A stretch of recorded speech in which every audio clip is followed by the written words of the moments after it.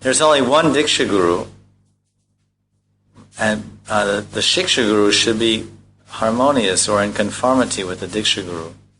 Otherwise, impediments may arise in the practice of sadhana. There is no direction that permits one to renounce a Sadguru.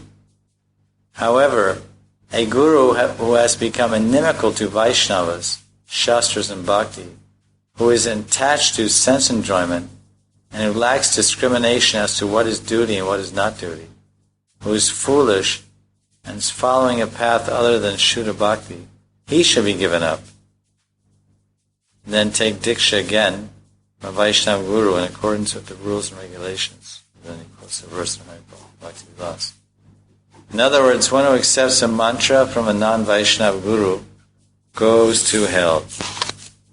Therefore, one should again receive Diksha mantra from a Vaishnava Guru in accordance with the rules and regulations. So if someone has a bad Guru, then he can leave that Guru and take Diksha again from a proper Guru. Bad Guru means one he's inimical to other Vaishnavas, he hates them. He doesn't agree with the Shastras, he's inimical to the path of Bhakti. And then he becomes absorbed in sense gratification. He doesn't know what his duty is, and he's acting foolishly.